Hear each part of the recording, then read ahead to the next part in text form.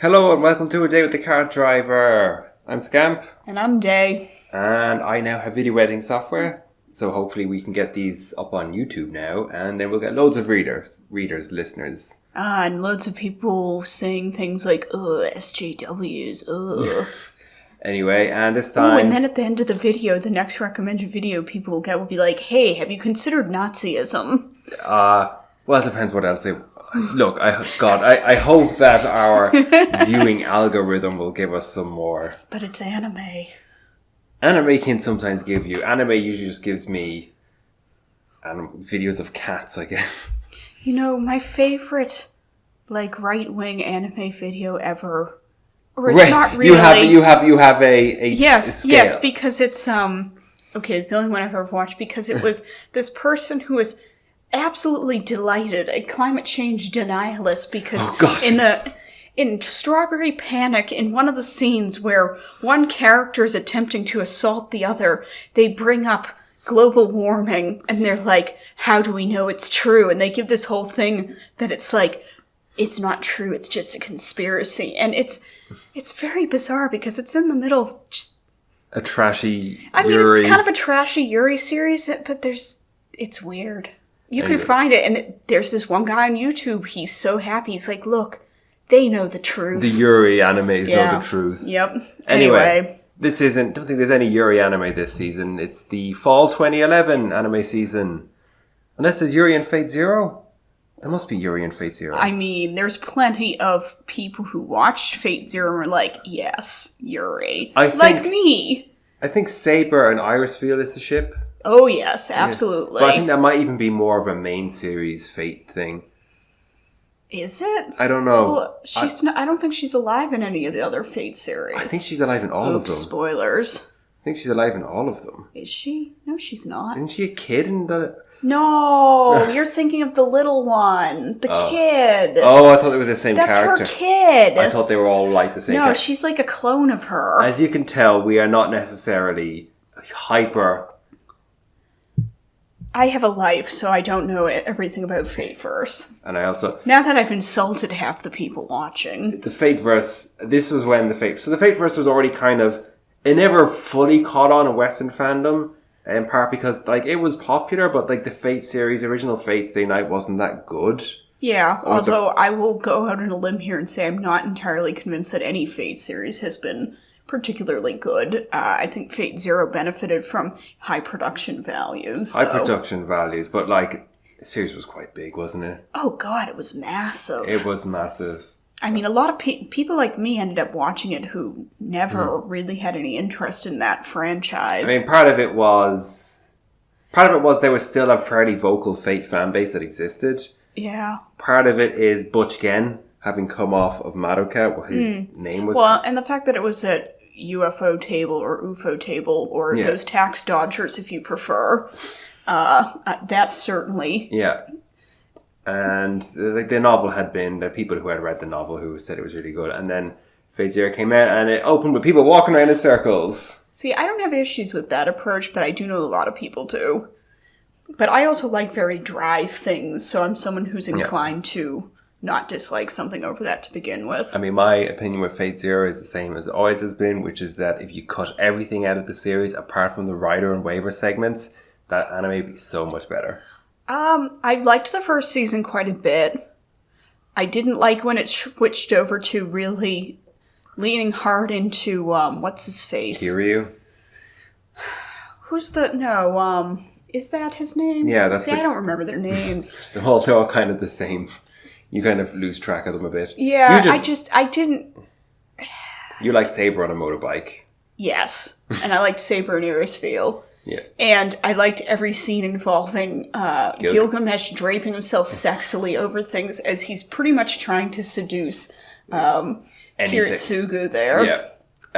Gilgamesh is maybe the one other character, apart from Rider and Waver. You know, I have to say, it was brilliant to end the series on Gilgamesh naked atop a burning pile of rubble. Although I do think it's unfortunate they've never gone, come on, folks, clearly what we always wanted is an incredibly, incredibly explicit hentai OVA that's 6 or 7 episodes in length starring Gilgamesh. Yes. Men and women want that. Yep.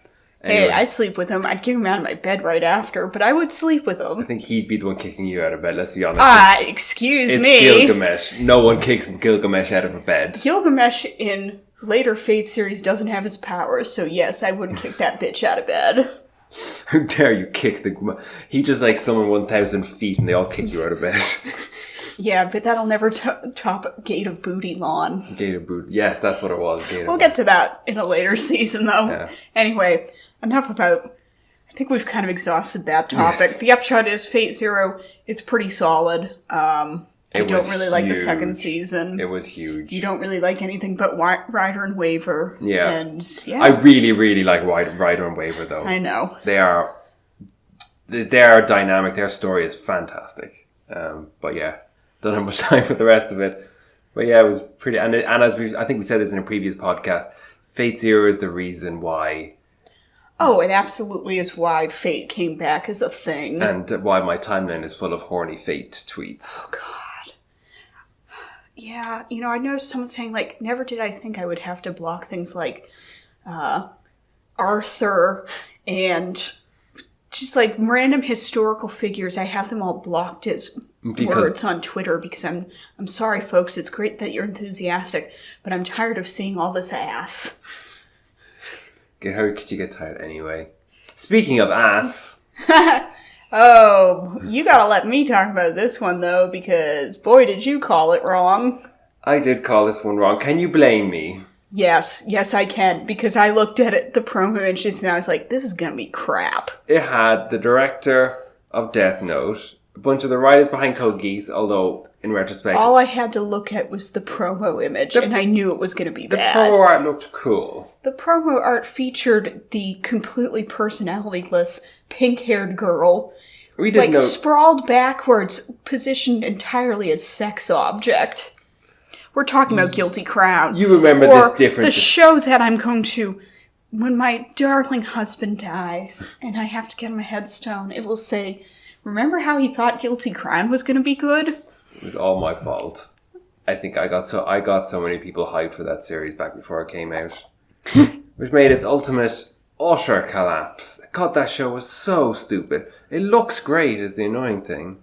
It's really well... Also, having a group named Funeral Parlor is kind of badass. I don't even remember that detail. I do. I was like, this is the only thing cool about this show. Guilty Crown's level of collapse. I mean, we'll get into this next season, but Guilty Crown's level of collapse nearly made me give up on anime. Man, that's like me and Victory Gundam almost made me give up on Gundam. Good thing was I didn't actually stick with Guilty Crown the whole way through. I dropped about 8 episodes in, which is apparently before Shu turned into Hitler and started like calling for the extermination of like the lower class and the those who are not able-bodied, basically. Yeah. Yeah. Oh, my Shu. Oh, my Shu. The other thing is my feelings will never reach Shu. As the girl in the wheelchair leans over and tries to grab her shoe off the ground. Anyway. I watched the first episode because I watch a lot of first episodes of things I don't anticipate liking. And, oh God, it was so terrible. It was one of those shows where following people's reactions on Twitter as it aired, like throughout the entire thing was more entertaining. I mean, it's hardly difficult. But, like, pretty entertaining to follow the reactions as it went on. I seem to recall a lot of people being like, that sucked, I can't wait for more. Yeah, it was definitely the hate watch. Like, beyond, I think, anything else this decade, it was the hate watch. It reminded me, even before it aired, I was reminded of Dragonaut, which is probably too old at this point for most people to be aware of, but it was this very hyped Gonzo series that was going for a vaguely Romeo and Juliet-esque storyline. It involved dragons. Oh, I guess Game of Thrones people would like it then. Anyway, it involved dragons and, like, government conspiracies and star-crossed lovers, and it was so bad. And, yes, people were hate-watching that one. So it reminded me of that. It was from Gonzo. Was there anything else as big in the hate watch scene? I mean, there's things like Sword Art Online, but I felt like Guilty Crown had a much more significant hate watch population. Yeah, I don't... I'm trying to think of something that would come close. Mahoka, but again, I think more people felt like more people watching Guilty Crown to hate. There was a weirdly large number of people watching Glass Lip to hate it. I remember that. I still don't understand why people hated that as much as they did, because I watched it. It seemed pretty standard boilerplate for PA works. There was some more magical realism than is normally the case, but I really don't get why people hated that. But I think we'll talk about that in a later season too. Yeah. We're getting a bit off track. Having discussed how bad Guilty Crown is, I suppose we should discuss something that was actually good, like Ungo. The other Noitamina show that season, which no one watched, and no one remembers. It's a fantastic show. I was very skeptical going in because it's a loose adaptation of a bunch of, what's his name? Ango. I can't think of his first name. It is by the writer. It was the writer who did the first season, the first Full Metal Alchemists. Seiji was, I think. Oh God! Now I'm suddenly doubting myself. Was it Seiji Mizushima involved? Yes, I believe it was Mizushima. Sakaguchi Ango. That was the author. He wrote a lot of mysteries. So this series very loosely adapted those. And I was a bit skeptical going in because of some of the stuff that they were going to change about it. At the time, I was like, oh, can't we just get something that's more of a straight adaptation? Why do we got to do all this funky stuff with it? I ended up thinking it was an incredible show. Very thoughtful. Raised a lot of intriguing questions that are difficult to answer. That was a really interesting show. From like nationalism to war to politics. Things like the ethics of technology and artificial intelligence. There's this really unsettling sequence involving an artificial intelligence. Was that the one stuck into the body of a young girl? Yeah. Oh, God. And also it was put into the body of a plush toy at one point. Yes. And there's this really unsettling sequence with it as a plush toy that made my skin crawl, but I thought it was really good. Because I've tried to rejig in my memory on this. I've got the movie like halfway watched, and like just from the first few minutes of it, it's like, hey, war, it's not just war, but justifications for war, how the government will justify war, what we can do to protest war, or the kind of feudalism of our protests, why, if you know your protests are futile, what are you doing it in the first place? And you're doing it for a self-gratification, or even just because you want to witness the horrors of war yourself because you're fucked up. There's also a bit about ownership in a digital society and what people can assert their rights over, and what rights do you have under heavy surveillance. And it's a really good series. Yeah. It's also only 11 episodes, so, if you're sitting there and you're like, maybe I'd like to. There's not a ton of it. It's an easy one to watch. 11 episodes plus the movie, which is like two episodes in length, so 13. Like 13 episodes. Yeah. And then we have... just one other thing I want to say. The ending is pretty baller. Do you remember it? I bought the single. Yeah. I bought the single, so there you go. Yeah. I suppose, but now we're going to just swing over to the trash again. Trash. Well, trash that we both like. This is good trash. Yes. Although I haven't finished it, I've read all of the manga. Future Diary. This is not one that I think anime fandom looks back on terribly fondly. I liked it. I think Future Diary is excellent pulp. It's pretty pulpy, trashy. It is... It also gets very weird. Oh, it gets so weird. It gets weird in a way that I think pulp doesn't usually. And so I think part of the reason why it's trashy is because the writing is not actually particularly good. Some of the dialogue, particularly between the teenagers, is incredibly fucking stupid. Yeah. Particularly when it's not going at like 500 miles an hour. Dramatic plot twist. If it ever slows down, sometimes you're like, God, these people are stupid. But when it's going 500 miles an hour, I think particularly a lot of the adult characters, their motivations are very well realized, and how their actions follow through on that, and how they clash up against each other, I think are done very well. And that's what drives the story, and that's what makes it compelling viewing. I myself don't have issues with how dumb the dialogue gets sometimes between the younger characters in particular, because I feel like in this sort of situation, so you've empowered a bunch of these teenagers to, like, hey, guess what? We're going to do a murder game, and the winner gets to be God. I don't think that some of the reactions are unbelievable, and I don't think some of the thinking patterns are unbelievable. If anything, it sort of is another one of those things that's like, hey, wouldn't this be a great idea? No, it wouldn't. I think it's some of the romantic datos that our main character yeah, but it's also... Oh no, my bikini top fell off. Then later in the episode, I'm going to stand over you with a knife. And make you pee into a bottle. Yeah. But it works within this... to me, it works within... Yes, but that doesn't mean... It's kind of like... I mean, it's not as bad as this, but Higurashi is kind of like... It's like, yeah, I get that you've got all this dumb slice of life stuff before you get to the bit where they all chop each other's limbs off.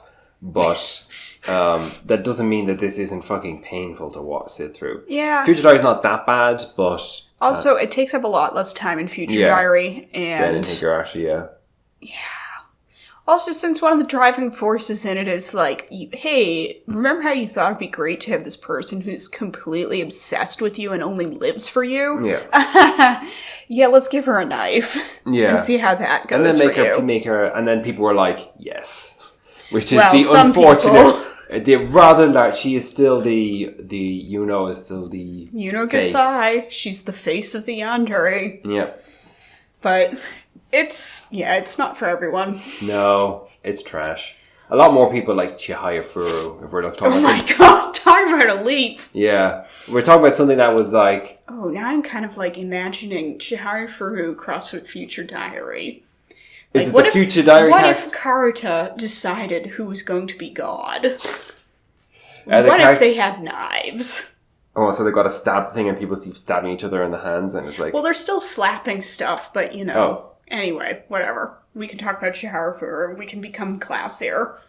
But I don't think either one of us has finished this show. No. You know, I went back to it a few years later, and I got about halfway through the first season, but it was some of the teen bullshit that I couldn't get invested in. I'm kind of with you. I kind of like the sports part as well. It's always funny to hear people talk about this one because they talk about how difficult it is to sell to people. Mm-hmm. It's like, it's about this old card game in which you read poems and then you hit the card that says the right poem. It's super good. Yeah. Yeah, I liked the matches in that aspect. Yeah. This thing is beloved. It is absolutely beloved. And it's, I think people consider it a classic. Yeah. Its third season is coming out in the fall. Yeah. So we're listening in the future. Which people were pretty surprised about because it's acclaimed, but it was never a smash hit. No, but the fact that it's got 3 seasons now implies that it did something, at least for the manga anyway. Yeah. So, hey, it was a success. Too bad I didn't like it. Oh, I don't know. I tried. I can see why people like it. It's just, yeah. One that... In my head, I keep thinking maybe I should push through to the bit where it gets really good is Hunter x Hunter. Because I got through about 12 or 13 episodes. Because people... I think it's ranked on Mal, like, in the top 10. It's above a 9 anyway. That's how much. Obviously, it's a long series, so they always kind of like they cut off all the people at the start who were like, no. But people fucking love Hunter x Hunter. Yeah. On a level that's like the closest comparison is something like Full Metal Alchemist. Less people have seen it, certainly in the West. It was not helped by having some older, very short adaptations. I think the original series is still quite long, though. It's like 75 episodes or something. Yeah, but compared to the amount of material... Yeah, Hunter x Hunter was... I still call it Hunter x Hunter in my head. For me, even by this point, and this was quite a while ago, those longer running shonen series are a hard sell for me. I've certainly loved some. Hikaru no Go is fantastic, but it's also like less than a third as long as this. Yeah. The problem with Hunter x Hunter is that all the stuff that people go nuts for happens a lot later on. Like by episode 50 You're or like, so. oh my god, the Chimera Antark. And I'm like, okay, cool. Yeah, but that's... You do you. That's so far in. I mean, I didn't even get that far into the reboot for Full Metal Alchemist, and I liked that original series. Yeah. Yeah, that's a shame. You did watch Tamiyura. So yeah, we're kind of like jumping around here a bit. But yeah, these are most... Okay, we'll put this in the category of manga adaptations that Miranda watched. Pure Shite Symphony is sure as heck not a manga that's a adaptation. game, isn't it? But Tamiyura, I have not finished the TV series. I really loved the OVAs. This one with the girl who just takes photos? Yeah, she moves... So she and her younger sibling, her mom, move back to her mom's hometown after her father dies. And she's into photography. Her father was into photography. And it's a nice little series. It's definitely slice of life. It's what we would call a yashike. Yeah. It's just... Which is different nice from isekai. Watch. It's nice to watch. You know, I will be honest and say I don't really remember that much the TV series that I saw, though. I don't think it was as good as the OVAs. I'm not sure it is. Well, no, because like I think the modern version of Cute Girls Doing X is a lot more focused on the X than the cute bit. So, because nowadays you get stuff like the camping one, or I forgot this name. Place Further Than the Universe. Place for the Universe, the Antarctica. And like those ones I prefer a lot more to kind of the ones back at this time. And this is part of when they make Kimi to Boku, which came out, which is basically that, so boring. But with boys, there was this moment of like, oh god, this genre's infecting everything. Again, it was between this, it was weirdly this and Guilty Crown that was like, nearly stopped watching anime this season. Tamiyura? Not Tamiyura, Kimi to Boku. Oh, okay, because I was going to say, Kimi to Boku is so hideously boring. It's cute boys doing cute things, and I was like, Tamiyura, there are some really nice episodes, but they're probably OVA episodes about, you know, pursuing your dreams and how people deal with grief and losing a parent. And this sounds an awful lot like Place Further Than the Universe. It does a bit, doesn't it? Yeah. Because... And you really like Place Further Than the Universe as well. Yeah. But, Kimi to Boku, what a boring show. You, for some reason, watched Pure Shite Symphony. Yes. Yes, I did. I don't know. Someone had nice boobs. Okay, fair enough. Oh, I remember the cat and it looked really fucked up. I think. Isn't that there was a really fucked up cat. Wasn't there a fucked up cat in Tamiyura? No, that cat was adorable. It was a giant fluff ball. Okay, it was Momoneko-sama. Momoneko-sama, of course. That thing was so cute. No, there was a fucked up cat in Pure White Symphony. See, I keep calling it Pure Shite Symphony, which is accurate, but it's Pure White Symphony. That wasn't a Cute Girls and Cute Things. It was a VN adaptation. It's a harem. Yes. Yeah, so it's about a school that decides, okay, we're going to take boys students after only having girl students. Those. And the class president is like, I don't approve of this crap. Yeah, I watched 2 episodes of it. Oh, for some reason I thought you'd seen the whole thing. No. What sort of woman do you take me for? Someone who apparently would like a good pair of anime boobs. Well, she had cute boobs. Okay. So I'm shallow sometimes. Yeah, okay. Yeah. Do I deserve to be crucified? But it wasn't a Cute Girls. It wasn't one of those KO It was just your regular ass, like, lower tier visual novel adaptation shows. Because the KO movie came out this season, which was the one where they to cute girls, cute things. This is where they went to London. Yeah, people seem to really dig it. Yeah, and I didn't see it, but I did watch K-On! What's kind of weird to look back on is like this is what K-On! Ended. Yeah. They never made any more. I guess there wasn't much more to make, but yeah, you would have thought maybe they made the next generation or something. I mean, they keep making more free, despite that having reached. Yeah, they're in university now and free, aren't they? They must be, but they made a bunch about their middle school years too. I was under the impression K-On! Did better than I know. Freeze prints money, but I thought K-On! Printed even more money. I don't know. Free was. Maybe it's because they didn't control. Because KyoAni moved more and more towards doing things they had the control over. Yeah. So maybe that was why. That's why they moved away from they want to make free. They had control over that. Basically, yeah. That's why they stopped doing Haruhi, was my understanding. I'm not entirely sure how that shook out. Yeah, because from basically Yeah, like later, some of the later Haruhi material was done by, I think, did A1 do some of it? No, it was Manglobe, I think. I could have sworn at least one of them was an A1. I mean, the only other Haruhi thing that came out was... they had the shorts with... oh, yes. The green-haired girl. Yes. And they had the one that was... yeah. Yeah, I think KyoAni nowadays only do... It was since Chunibyo onwards where they started to do purely novels that they had the control over. Yeah. Basically. Yeah, because let's see. Violet Evergarden, Free... Yeah. Oh, Phantom World. Yeah, there's a couple of crappy things they did. And there's a bunch of crappy things they did. How much control did they have with Amagi Brilliant Park? I think that was another one of those ones that was part of their light novel competition. I'm not sure. You might be right. Because you know who did that? You know who wrote that? Who? That one... shit. What's the one you like from them? Full Metal Panic.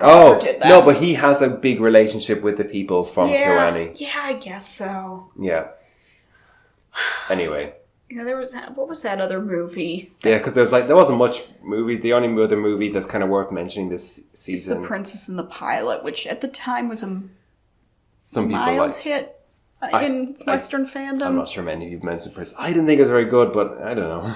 I don't even remember why I didn't think it was very good. It wasn't really my bag. I didn't watch it.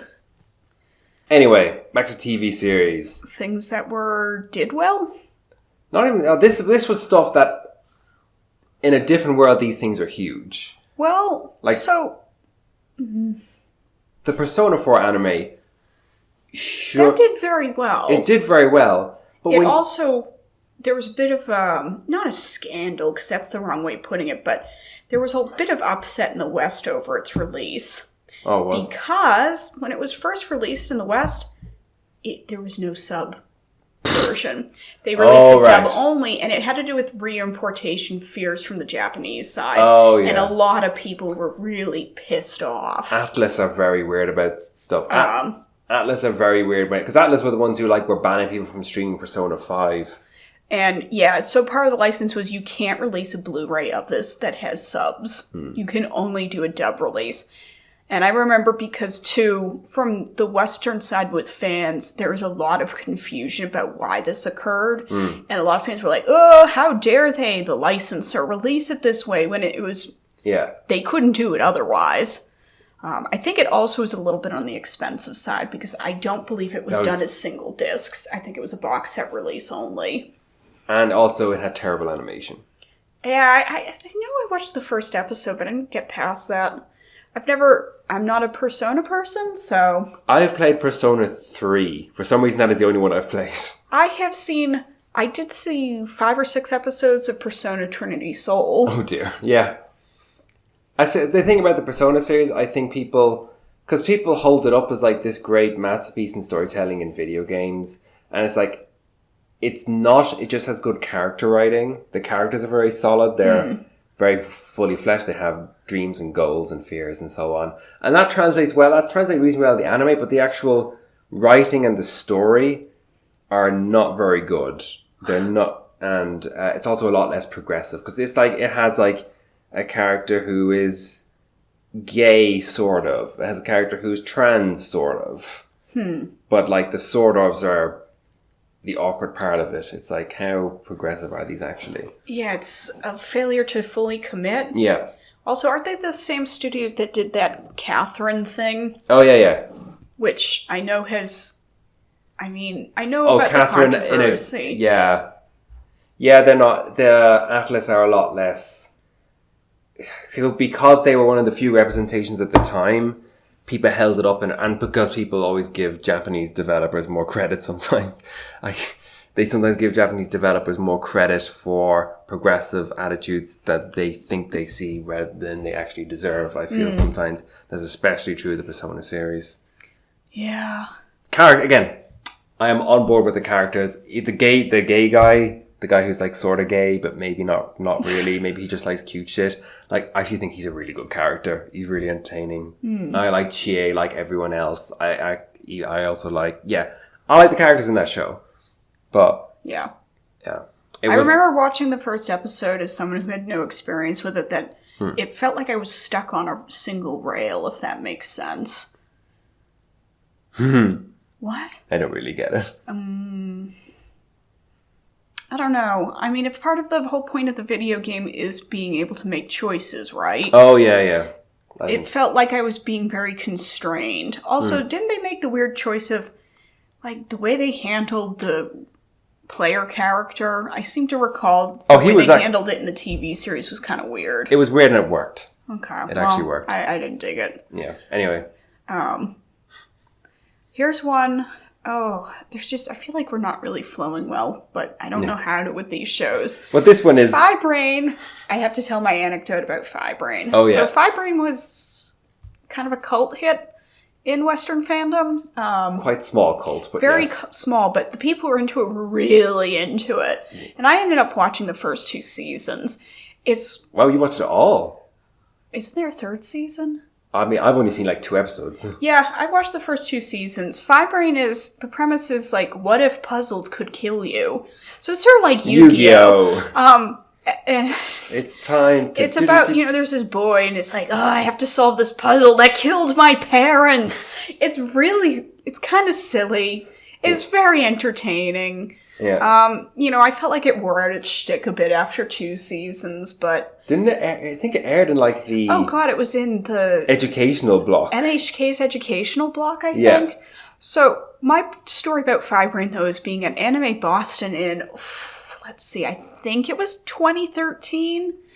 And being at the panel for Sunrise, because this was the Sunrise show. And... At the time, like down in the dealer hall where they had Sunrise, let's see, they didn't have a booth. It was whoever licensed it. I think it was Funimation. Valvrave the Liberator. Oh, God, they were pushing that thing really hard. And at the Sunrise panel, they had one of the directors from Sunrise, not one of the big ones. He was there, and they had like one of the executives, and...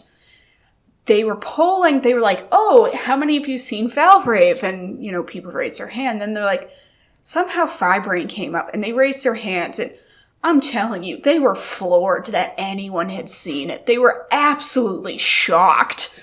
And they're like, wow, a bunch of you have seen it. And yeah, that's my Fibrain anecdote. Yeah, that was Fibrain. There were a couple of... We'll call them... So there were a lot of sequels here. We're skipping most of the sequels, because most of them are stuff we talked about before, like Bakuman or Squid Girl, which the second season of Squid Girl had the immortal line, eat a duck I must. But yeah, it's stuff like that. But then it had one sequel that was, God, how many years in the making? Like 8 years in the making, was the sequel to Last Exile, which was like a sort of sequel. It had basically none of the same characters. It's a spin-off, I guess. Spin-off, which... had a lot of the right elements, except for the main character, who was terrible.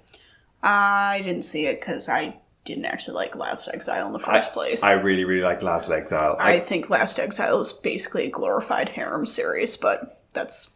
There's literally one episode that if you cut it out, it wouldn't be, but yes.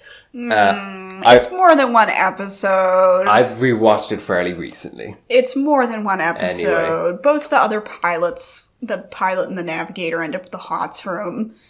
The EXO kisses him for no goddamn reason. All of this happens in one episode, trust me. It happens all in one episode. I still don't think it's a great series. I really like Last Exile. I like Last Exile a lot. I know. And it had a lot of the same, like, world building. It had the cool steampunky shit. It had, some cool, interesting side characters. And then the main characters were terrible. It was your classic... I'm dumber than a sack of hammers Genki girl main character, and it was like, it's not like Klaus was a particularly fucking interesting character himself, but he didn't drag down the series the way Fam did. So I was like, there's still part of me that like thinks like, I actually liked a lot of Last Exile Fam. But there's one scene where they're like in a big government meeting and they're all talking, and she stands up and goes, why don't we all just be friends? And they're like, oh yes, that's a great idea. And you're like, fuck, yeah. Are you okay? Do you remember Gundam Age? I'd rather not. How much did you see? 1 episode. No, because I don't think the first episodes were particularly bad. I didn't watch much more. But what I do remember at Gundam Age is I do remember there were a lot of people, because this came after like 00 and Seed. And I think after. Well, it would like that would be it'd be the next Gundam in that line, and I remember a lot of people who were into kind of like Seed and so on, Seed and Double O were like, oh no, this doesn't feel serious because the designs are more kiddie, and they were like, no, you see, your Seed and Double O and Wing sucks. This is if you're real, you appreciate the more colourful, cloudy designs, and this is actually what Gundam should have always been about from when it was made for kids back in the olden days. I remember some really obnoxious fans. I just remember no one seemed to like it by the end. Yes. People hated it. People it also really turned. I remember one of the big criticisms that it was incredibly misogynistic as it went on. Like, even by, folks, I love Gundam. It's often pretty fucking terrible about the women in it. And even by those standards, people are like, what the hell is going on here? Yeah, but just I had no real dog in this fight or anything, but there was something weirdly satisfying about all these people who were being very elitist. Well, it was kind of going a bit more old school with its approach, because visually it was a little closer to what it used to be. In terms of story-wise, it really went back into space to a degree that Gundam hadn't been in a while. So there were a lot of people who were being very like, all this Wing and see, they're not real Gundams. It's basically that kind of that genre of fan that existed since Wing, basically. Specifically when I think, it was a lot of this kind of like, how dare you treat this thing like a deep, meaningful war story. The ones who are like, lots of girls liked it, therefore it's bad. That was that part Which, it's ironic because, of course, Tomino himself much more recently has been like, huh? Girls in Gundam? What do you mean? Girls have always been our number one supporter. Yep. Hey. Char and Amuro's dynamic. Yep. Yeah. Which Tomino frustrates me because I do feel like watching his older series, you definitely can see in choices he makes.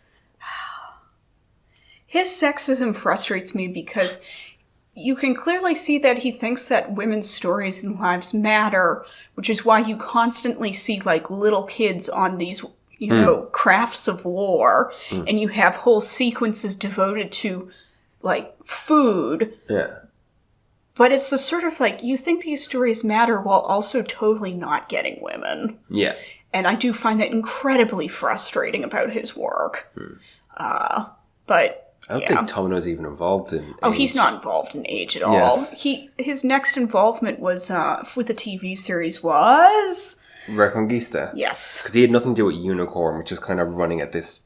Yeah, he had nothing to do with Unicorn. We haven't really talked about Unicorn on these, have we? No, well, it's not done yet. No, it is done. It is done. It finally was, but it took forever. Yeah.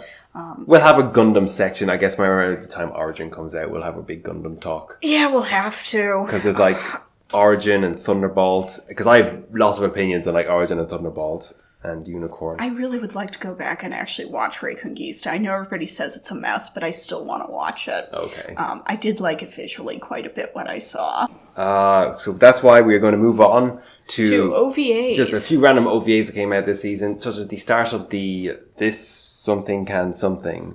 Is always This Boy. Sobi Yamamoto. Yes. So this time around it was This Boy Can Fight Aliens. This was our first one. Yes. And Yamamoto does all the work on them.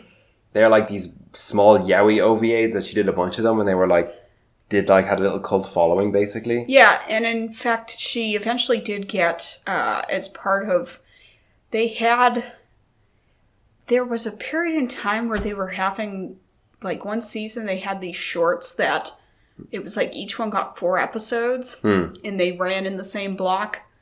Yeah, anyway, so she got to do that eventually, and that was This Boy is a Wizard, or something like that. This Boy Can Do Magic. But this was her first one. This Boy Can Fight Aliens. Calling them yaoi is overselling it, though. Because most of them are more... Like, this is not explicitly yaoi. And I don't mean that in a... Butt sex. Like, explicit sex. I just mean that it's, one of those borderline type things. Yeah. I'm really hoping someday she gets another whack at directing TV anime, because she unfortunately was the one who adapted Magane Boo, which was never going to be good. No. And she has not really gotten much chance since then. She has a style, I'll say that much. Yeah. But, yeah. Is this where I get to talk about Good Fairies? Yeah. I recommend everyone just go out and just watch one episode of Good Fairies just to understand what a fucking weird thing. So, it's a TV series, technically. They're about 15 minutes long each episode. It's split into 3 segments. The first segment is a scripted thing where they all sit, where these 3 fairies, animated with that...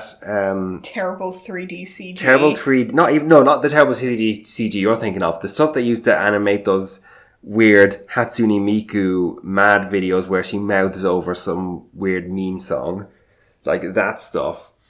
So it's 3 fairies with mushrooms on their heads sit around and talk about bullshit. And then the second half of it is where they look down into what is essentially a really awkwardly animated, kind of like Baby's first use of Unity store assets, 3D CG scene of just weird shit happens and they go down to earth and then crazy shit happens. And then there's the best segment, which is the third segment, which the voice actresses just ad-lib their reaction to some ridiculous scene made from this same like terribly animated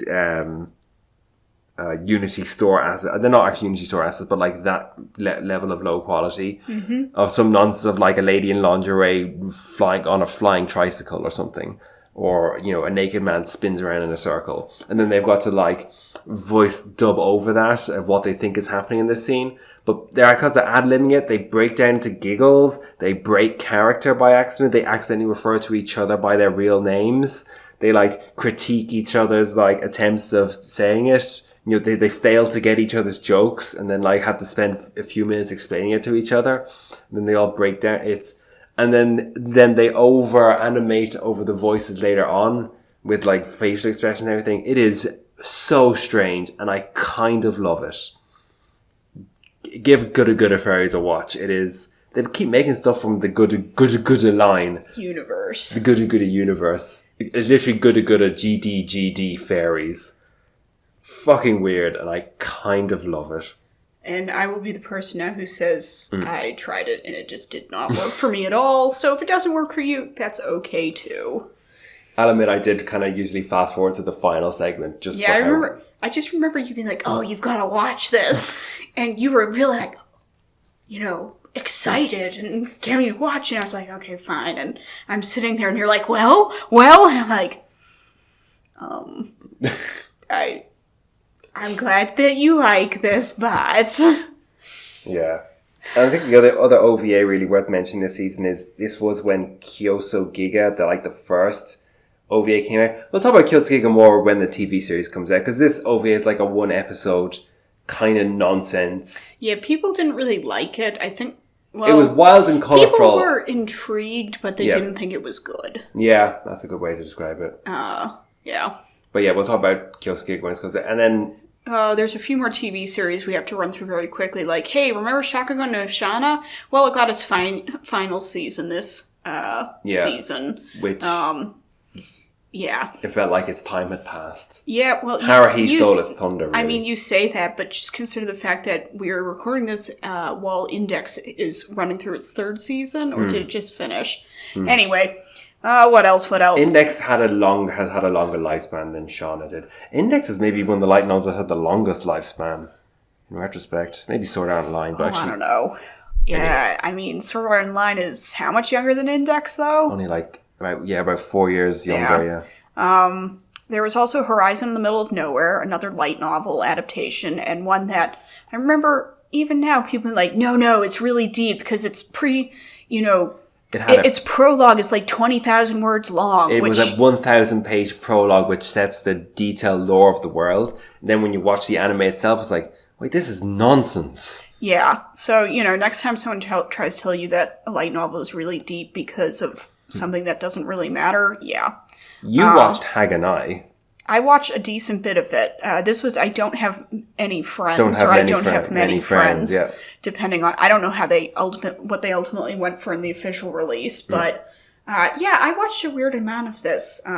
Did you find the girl's boobs cute again? No, I actually enjoyed what I watched of it. I stopped watching because so this was about a guy who's like, I have no friends, and then he somehow ends up in this club Ends that's with a full harem of people who have no friends. Yeah. But they're all girls because, of course. Although I think a guy does end up involved. And I remember this was big when it aired. Yeah, there it were was. a lot of people who were into it. And I think it's completely fallen off the map. But I stopped watching because of the two lead girls. The dark-haired one was so horrible. I couldn't keep watching her being incredibly nasty to the blonde girl. The blonde girl who was the one everyone actually liked. Yeah, because she was a decent person. With the butterfly in her hair. Yeah, she was a decent person, and we were watching someone be unrelentingly nasty to her constantly, so... a bunch of people watched Bento. I remember that. Oh, yeah. This is the one where people fight over the discounted bentos in the convenience store. Yep. Something we can all relate to, I'm sure. Yep. And then there was C3, which, why on earth are we talking about C3? There's, nothing to it. I wanted to bring up C3 as the final thing, because the one thing I do remember at C3 is the trailer had a really cool music that, I still hum to myself. Literally nothing else about this anime is worth remembering, apart from the music in the trailer. I seem to recall that the American release of the show, you could almost see the girl's butthole on the cover. Butthole and good trailer music. So it shares that in common with Gunslinger Girl. Okay. Anyway. So I'm going to, that is what... So was this a good season? Not really. It was okay, I guess. Well, this was the scene that nearly kicked me out of anime, but that... So I guess it was bad. Well, I don't know. There's Sungo. There was good stuff. If you like Chihaya Fu or Hunter x Hunter or Fate Zero. For us personally. I like Future Diary. And Ungo. I like Ungo. That's two.